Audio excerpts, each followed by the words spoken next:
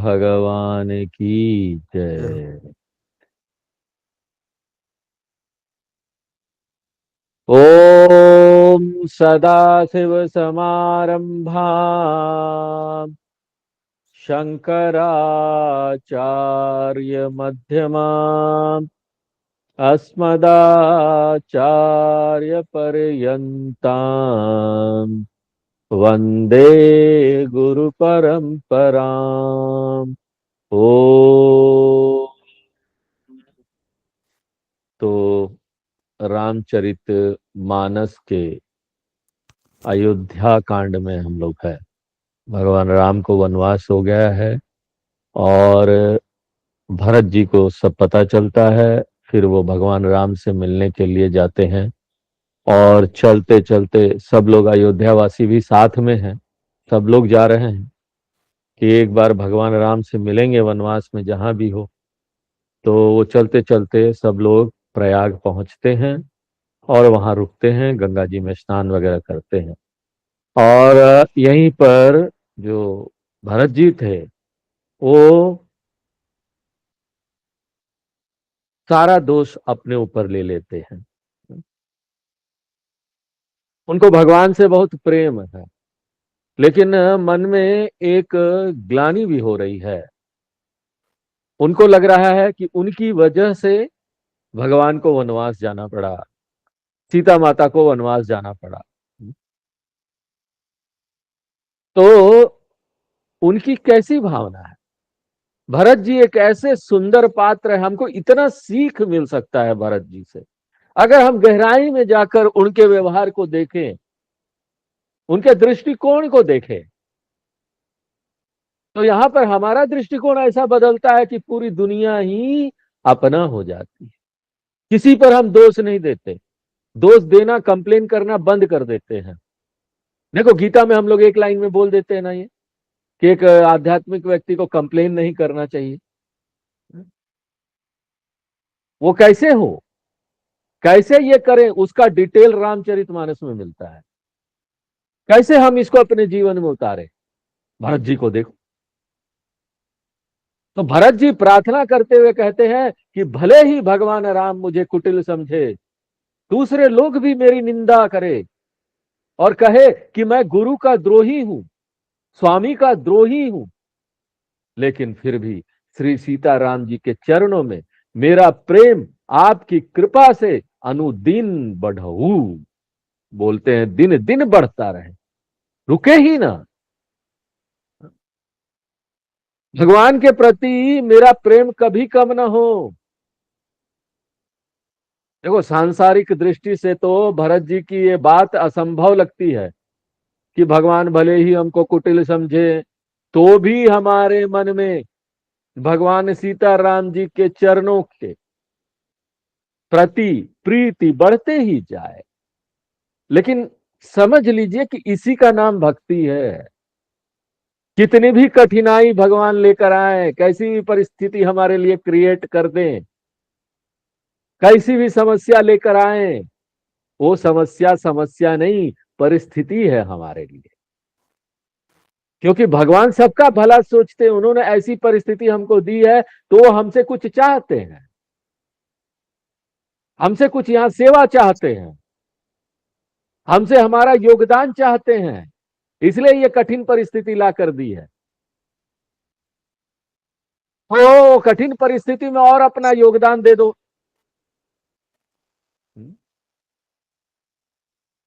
कठिन परिस्थिति को सिर्फ दृष्टिकोण बदलकर आप सिर्फ उसको परिस्थिति बना सकते हैं, कठिन हट जाता है। कठिन परिस्थिति, दृष्टिकोण बदला, कठिन को हटा दो। परिस्थिति है सिर्फ,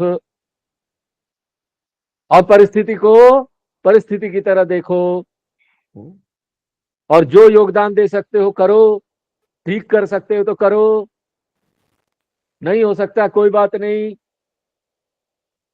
तितिक्षा पहले से है, मैं तो एक साधक हूं, सर्दी गर्मी सुख दुख सहने का हमको शक्ति है अंदर, वो तो हम सह लेंगे, लेकिन अपने मार्ग से नहीं डिगेंगे। भगवान के पास पहुंचना है, भगवान की भक्ति है, भगवान के प्रति प्रेम है, उसको डिगने नहीं देंगे। भरत जी हमको ये सिखाते हैं। जलदु जन्म भरी सुरति बिसारऊ,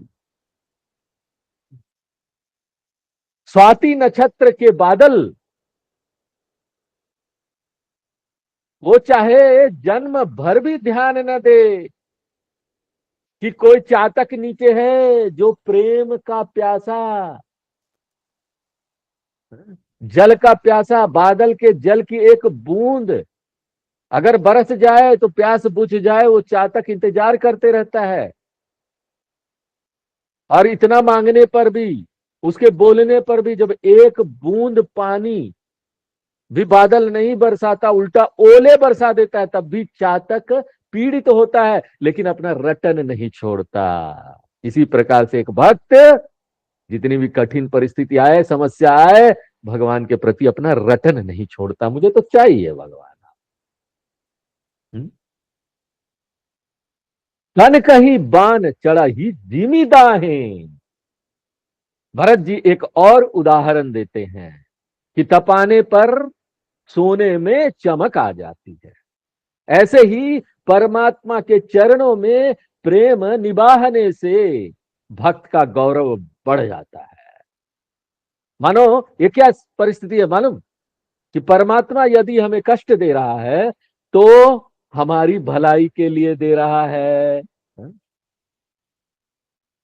राम जी का चरित्र देखो, वो आके ये सिखा गए, जितनी भी कठिन परिस्थितियां है, उनसे ज्यादा कठिन परिस्थिति किसको आया होगा?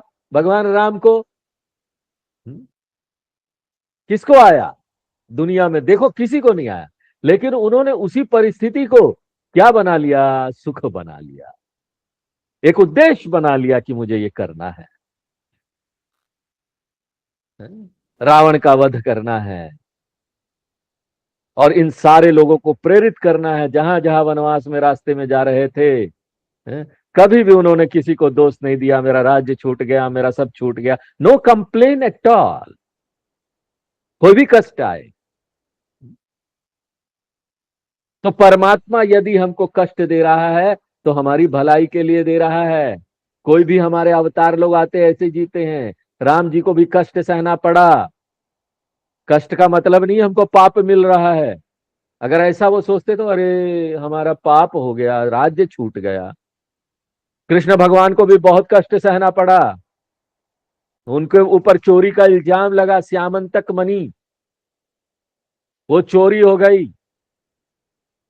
यही नहीं, मर्डर का भी इल्जाम लगा कृष्ण भगवान के ऊपर। उन्होंने कोशिश की और अपने ऊपर जो इल्जाम था उसको हटाया, परिस्थिति को परिस्थिति समझा, हंसते हंसते किया। तो दुनिया वाले तो इल्जाम लगाते रहेंगे।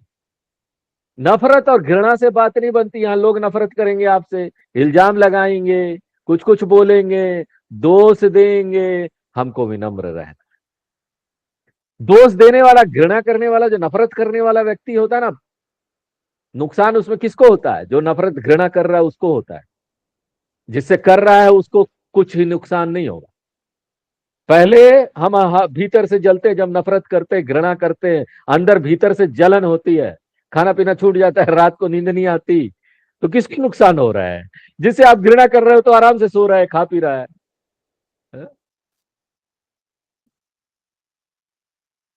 तो देखो भरत जी इतने विनम्र है, सारा दोष अपने ऊपर ले लिया, किसी से घृणा नहीं कि उसने ये किया, उसने वो किया।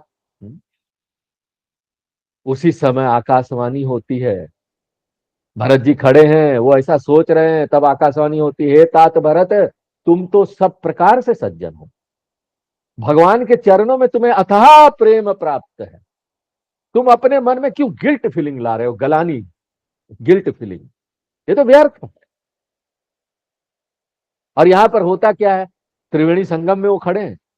हाँ? उस समय त्रिवेणी ने भरत जी को एव मस्तु कर कर वरदान नहीं दिया।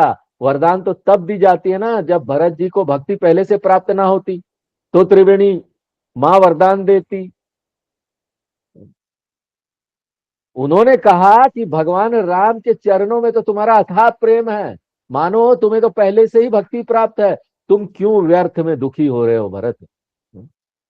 जैसे ना ज्ञान पहले से प्राप्त रहता है, वो नित्य रहता है, हाँ? ज्ञान दिया नहीं जाता, किंतु क्या होता है, भ्रांतियां है, वो भ्रांतियों को हम लोग हटा देते हैं वेदांत। व्यक्ति का जो ज्ञान भीतर है वो झल झल करके हृदय में वापस आ जाता, स्वयं अपने आप समझ में आ रही। ऐसे ही भक्ति है। परमात्मा का प्रेम तो सहज रूप में सबके हृदय में है, लेकिन भ्रांति के कारण व्यक्ति ये बाहर की चीजों को, अनात्म वस्तु को, उसको ज्यादा महत्व दे देता है, शरीर मन बुद्धि उसमें ज्यादा प्रेम रख लेता है। हमको कोई बोल दिया बस उसी में उलझ जाओ, जाओ उलझो। नफरत कर दिया तो तुम उलझो तुम उससे। हम्म। और भक्त क्या बोलेगा, बोलने दो, मेरे तो भगवान में प्रेम है, दिन भर मैं भगवान का चिंतन कर पा रहा हूं कि नहीं। नथिंग कैन डिस्टर्ब मी, अनन्य भक्त हूं मैं। नथिंग कैन डिस्टर्ब मी, कोई भी चीज मुझे तनाव में नहीं डाल सकती। तो त्रिवेणी कहती है कि भरत जी, आप तो भगवान का भक्त पहले से हो। तनुपुल के ही हर्ष सुनी, बेनि वचन अनुकूल। ये वचन सुनकर भरत जी का शरीर रोमांचित हो गया, पुलकित हो गया, हृदय में हर्ष छा गया। देवता लोग आकाश से फूल बरसाने लगे भरत जी के ऊपर और कहने लगे, भरत जी आप धन्य हैं, जिनकी भक्ति को त्रिवेणी ने भी स्वीकार किया। तो सोचो कैसी अनन्य भक्ति होगी। अनन्य भक्ति क्या है, इस संसार में रहते रहते भी हमको अपना लक्ष्य नहीं भुलाना चाहिए, इसको बोलते अनन्य। एक क्षण भी लक्ष्य ना भुलाए। अगर हम लक्ष्य को ध्यान में रखेंगे ना कि परमात्मा हमारा लक्ष्य है, तो हम काम भी धर्म से करेंगे, दुनिया में ज्यादा उलझेंगे नहीं, हमारा काम भी ढंग से होने लगेगा, शांत रहेंगे, स्थिर रहेंगे, सब कुछ होगा। इसलिए लक्ष्य को याद रखना, वो उसको बोलते अनन्य भक्ति। ईश्वर मेरा लक्ष्य है, भगवान मेरा लक्ष्य है, हर समय याद रखना, भुलाना नहीं, पीछे गुड़गुड़ गुड़गुड़ गुड़गुड़ गुड़गुड़ चलता रहना चाहिए। सिर के पीछे बहुत सारे विचार चलते रहते हैं ना, हाँ? उसमें ये वाला विचार ना मुख्य होना चाहिए। हाँ? तो त्रिवेणी जी की आकाशवाणी जिस समय हुई, उस समय वहां पर प्रयाग में रहने वाले बहुत से वानप्रस्थ, ब्रह्मचारी, गृहस्थ, सन्यासी, सब प्रकार के लोग उपस्थित थे। और उन लोगों ने आकाशवाणी सुना, बहुत प्रसन्न हो गए। और वहां पर जो 10-5 लोग, वो सब लोग आपस में मिलकर कहते हैं कि भगवान के प्रति भरत का प्रेम और सील तो वास्तव में बिल्कुल पवित्र और सत्य है। देखो, ये जो सील है ना, बड़ा सुंदर चीज है ये सील। सील एक गुण है, इसके भीतर सारे गुण आ जाते हैं। अगर सील नहीं है ना तो क्या होता मालूम है, सारे गुण जो है ना वो दोष बन जाते हैं। अगर सील नहीं है, सारे गुण दोष बन गए। क्यों? क्योंकि सील नहीं है। अब आप लोग पूछेंगे कि स्वामी जी ये सील है क्या? हाँ? सील क्या है?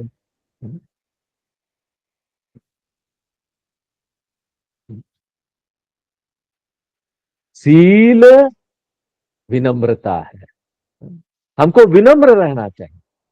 हमारा व्यवहार क्या है वो हमको देखना चाहिए। चाल चलन क्या है, कैसे हम उठते हैं, कैसे बैठते हैं, संकोच है क्या? हाँ?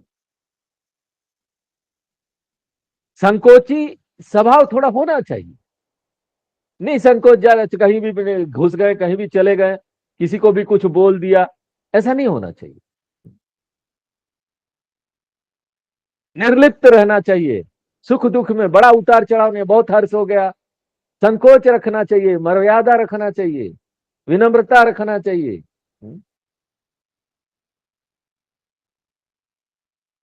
आत्मनिरीक्षण करना चाहिए, अपने दोषों को पहचानना और उसमें सुधार करना। पहला क्या चीज है, विनम्रता रखो। स्वयं को बड़ा नहीं मानना, दूसरों को आदर करना। ये नहीं कि दूसरों के सामने खड़े होगा, चलना भी देखो हम कैसे चलते हैं, वो भी सील में आता है। ऐसे चलेंगे जैसे बड़े, बहुत बड़े हो। हाँ? विनम्र भाव से चलो।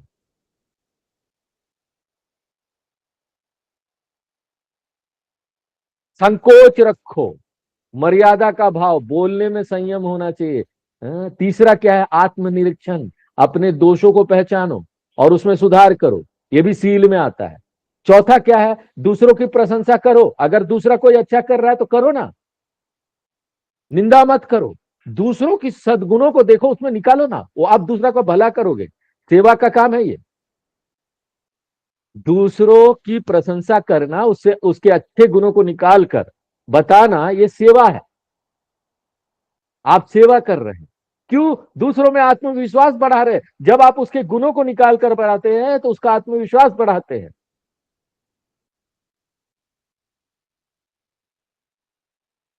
पांचवा है प्रशंसा निंदा से निर्लिप्त रहना, ना तो प्रशंसा में डोलना, ना निंदा में टूटना। छठा है, हाँ, सत्य बोलो लेकिन मधुर बोलो, कटु नहीं होना चाहिए। हाँ, सत्य बोलते हैं ना कि कड़वा होता है, लेकिन हम सत्य को ऐसा बोल सकते हैं कि वो कड़वा ना हो। ये कैसे होगा स्वामी जी? सत्य तो हमेशा कड़वा होता है। कोई गलती किया, हम उसको बोल देंगे अरे तुमने ये किया, वो तो कड़वा ही होगा ना। कैसे उसको हम मीठा बनाए? बनाया जा सकता है, एक तरीका है, उपाय है। क्या उपाय है? अरे हर समय आप क्यों दूसरों को दोष देते रहते हो? सत्य बोलो, कटु बोलोगे दूसरों को, शुरू में ही आपने आपने उसके अच्छे गुणों को बताया नहीं, जाके सीधे बोल अरे तुम ऐसा क्यों कर रहे हो? सत्य, मैं तो सत्य ही बोल रहा हूं, तुम गलत कर रहे हो। ऐसे नहीं बोलना चाहिए किसी को। किसी की गलती देखो ना, चुप रहो। अगर उसको बोलना है, बोलो समय समय देखो किस समय बोलना है, बैठाओ उसको अपने पास, उसके सारे अच्छे गुणों को बताओ। जैसे आप उसके अच्छे गुणों को बताओगे ना, उसका आत्मविश्वास बढ़ना शुरू होगा। जैसे आत्मविश्वास बढ़ना शुरू होगा, एक घंटा उसका अच्छा गुण बताओ, तुम्हारे देखो कितने अच्छे अच्छे गुण, तुम कितना अच्छा हो। मक्खन मत मारो, मक्खन मार नहीं बोल रहे, सच्चाई होती है। दूसरों में गुण देखना एक क्वालिटी, हम कैसे गुण देख सकते हैं दूसरों, ये सच्चाई है। सच्ची चीज बोलो ना। कोई ऐसा व्यक्ति नहीं है जिसमें ना गुण नहीं है, सभी में गुण है, हम देख नहीं पा रहे। देख कर उसको एक घंटा बोलो, फिर ना आधे मिनट में उसकी गलती बता, देखो वो स्वीकार कर लेगा। और इसको बोलते ना मीठा बोलना, मीठा सत्य बोलना। सत्य हमेशा कड़वा नहीं, सत्य को मीठा बनाकर भी बोला जा सकता है। और आधे मिनट से ज्यादा नहीं बोलना, उसकी गलती को ज्यादा नहीं खींचना है, गलती को एकदम कम एक लाइन में बोलना है। देखना वो व्यक्ति स्वीकार कर लेगा, हाँ ये आप तो ठीक बोल रहे हैं, मेरे में ये कमी है। तो सत्यता में मधुरता लाना, ये भी सील गुण में आ जाता है। सातवां, दया और क्षमा, दूसरों की भूल को सहन करना बहुत कठिन काम है भैया। अपनी भूल को हम क्षमा कर देते हैं, अपना भूल भूल नहीं लगता हमको, हम कई तरह के भूल करते, कई तरह के मिस्टेक करते हैं। कई बार कितना पाप और गलतियां हमने किया है, वो सब हमने अपने आप को तो क्षमा कर दिया, लेकिन दूसरा अगर छोटा भी मिस्टेक कर देता ना, हम सहने को तैयार नहीं, सहन नहीं होता। वो सहन शक्ति का विकास अपने अंदर करना है, तब जाकर ना दया और क्षमा कर पाएंगे। क्षमा करो दूसरे को तुरंत, किसी को, कई लोग होते ना दूसरे को गलती काम करते हुए देखते हैं, तुरंत ही डांट देते, क्षमा नहीं करेंगे। हैं? डरा डरा के पूरा घर डरा डरा है, डरा डरा कर रखते, आ गए पापा शाम को ऑफिस से, सारे बच्चे अपने कमरे में घुस जाएंगे, पापा आ गए। मम्मी भी परेशान। दया और क्षमा होना चाहिए। आठवां, मर्यादा पालन, आचरण में शुद्धता, अनुशासन होना चाहिए, अपने जीवन को अनुशासन में डालना चाहिए हमको। हर चीज का नियम होना चाहिए, नियम से जियो, सृष्टि नियम से चल रही है। अगर हम इस शरीर को नियम से नहीं जियाएंगे, शरीर मन बुद्धि सबको नहीं जियाएंगे, तो हम प्रकृति के विरुद्ध जाएंगे। प्रकृति के विरुद्ध जाएंगे तो कुछ नहीं, ये शरीर तो खराब होगा, ये आध्यात्मिक रूप से भी हमारा विकास नहीं होगा, हेल्थ भी नहीं मिलेगा हमको। हाँ? प्रकृति के अनुसार जियो, हेल्थ अपने आप आएगा, बाकी सब चीज तो नियम है। हाँ? आजकल इसी को भुना रहे हैं वेलनेस वाले लोग, वेलनेस करते हैं, लोगों को बुलाते डिटॉक्सिंग करेंगे, ये डिटॉक्स है क्या? हाँ? मर्यादा पालन, दैट इज डिटॉक्स। आचरण में शुद्धता और अनुशासन वही डिटॉक्सिंग है। मन बुद्धि शरीर सबका डिटॉक्सिंग हो जाएगा, हेल्थ अच्छा हो जाएगा। नवा है सद्भावना, सबके प्रति शुभ भावना रखना, मन में भी ना कोई भी द्वेष घृणा किसी के प्रति नहीं रखना चाहिए। ये सील गुण में आ जाएगा ये सारे। इसीलिए तो हमारे यहाँ इतने सुंदर सुंदर श्लोक है, रोज बोलो। सर्वे भवन्तु सुखिना सर्वे सन्तु निरामया, हाँ। सर्वे भद्राणि पश्यन्तु मां कश्चित् दुख भाग भवेत्। सब यहाँ अच्छे हैं, किसी को दुख ना हो, ऐसी भावना हम रख सकते हैं अपने मन में। और 10वां है निस्वार्थ सेवा करना, बिना दिखावे के सेवा करना। हमने सेवा किया, हमने किसी के लिए कुछ किया, ज्यादा मत उसका प्रचार प्रसार करो। इसीलिए तो हमारे शास्त्र में गुप्त दान को बड़ा अच्छा बताया गया है। गुप्त दान सेवा करो, गुप्त तरीके से सेवा कर दिया, पता भी नहीं चला दूसरे को कि सेवा किया है क्या। ये सारी चीजें सील गुण में आ जाता है। और भरत जी में ये सारी चीज था। हम जब भरत जी का व्यवहार विस्तार से देखते हैं यहाँ पर, उनके सभी व्यवहार को देखते हैं, तब हमको समझ में आ जाता है कि हाँ भाई, ये सील गुण ये है। इस प्रकार से शास्त्रों के अनुसार हमको अपने भीतर बराबर देखते रहना चाहिए और अपना सुधार करने की कोशिश करते रहना चाहिए। देखो यहां पर सभी लोग भरत जी और भगवान राम दोनों की प्रशंसा कर रहे थे, लेकिन भरत जी में सील गुण है तो उन्होंने अपनी प्रशंसा सुनी नहीं। जिसके अंदर सील गुण होता है ना, वो अपनी प्रशंसा सुनेगा ही नहीं। हाँ? हाँ? जब भगवान राम सीता जी हनुमान जी की प्रशंसा कर रहे थे ना, तो उनको बड़ी संकोच होता है। हनुमान जी बड़ा सुंदर उदाहरण है, भरत जी बड़ा सुंदर उदाहरण है इन सब चीजों का। संकोच होना चाहिए, कोई प्रशंसा करे ना डर जा, प्रशंसा हो रहा है, कहीं विनम्रता ना चला जाए। तो जब भी कोई प्रशंसा सुनो ना, ये सुनो ये मेरी प्रशंसा नहीं कर रहा, मेरे भीतर जो ईश्वर बैठा है उसकी प्रशंसा कर रहा है। मेरी प्रशंसा तो ईश्वर की प्रशंसा, ये सारा प्रशंसा भगवान को दे दो, गुरु को दे दो, हैंड ओवर ही, हैंड ओवर कर दो। हाँ, लो ही मत, मन ही मन हैंड ओवर कर दो, नहीं तो सामने वाले को ना खराब लग जाएगा। व्यवहार में इस बात को भी ध्यान रखना चाहिए। कोई प्रशंसा कर रहा ना, आप बहुत सुंदर, आप बड़े अच्छे हैं, थैंक यू आपने मेरी प्रशंसा की। उसको ये नहीं बोलना ये तो भगवान की प्रशंसा, आप मेरा क्या प्रशंसा कर रहे हो है ना। और कई लोग बड़े वो होते हैं, अभिमानी भी होते हैं, प्रशंसा करने वाले भी हाँ, तो वो बुरा मान जाएंगे। हाँ, तो इस प्रकार से मन ही मन बोलो भगवान ये आप।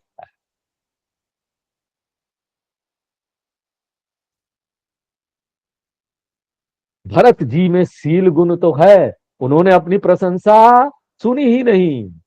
सुनत राम गुण ग्राम सुहाए, केवल भगवान के गुण ग्राम सुने, उनकी जितनी प्रशंसा थी वो सुने। शास्त्र की एक शिक्षा है कि संसार में हो सकता है कि कुछ लोग हमारी प्रशंसा करें, कुछ लोग निंदा भी करें। हमें अपनी प्रशंसा और निंदा दोनों पर जरा भी ध्यान नहीं देना चाहिए। दूसरे लोगों की भी निंदा हमको नहीं सुनना चाहिए, प्रपंच नहीं करना चाहिए। दूसरे लोगों की केवल प्रशंसा सुने बस। नहीं, कोई गलत कर रहा है हम उसके क्यों नहीं सुने, हमको भी देखना चाहिए कोई गलत ना करे। ज्यादा मत देखो, शास्त्र जो बोल रहे ठीक बोल रहे हैं। हाँ? निंदा स्तुति से प्रभावित होकर हर्ष विषाद में आ जाएंगे हम। इसलिए हमको अपने मन को सावधान रखना है, तटस्थ रखना है। तटस्थ रखो, प्रशंसा सुनो, अच्छा देखो दूसरों में, सकारात्मक सोच इसी को बोलते हैं मनोवैज्ञानिक लोग। पॉजिटिव थॉट्स रखो। यहां पर बोल दिया गया निंदा स्तुति मत सुनो, प्रभावित मत हो उससे। स्तुति सुनो, दूसरों की प्रशंसा सुनो, निंदा मत करो। इस प्रकार भरत जी अपनी प्रशंसा में भी भगवान राम की प्रशंसा का स्मरण करते हैं कि देखो ये मेरी नहीं, राम जी की प्रशंसा कर रहा है।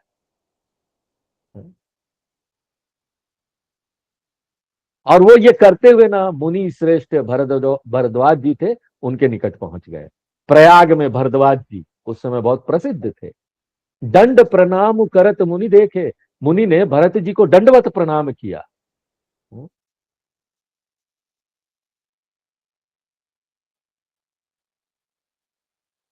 भरद्वाज जी के मन में ऐसा विचार आया कि हमारा सौभाग्य है कि हमारे सामने मूर्तिमान होकर ये उपस्थित हो गए।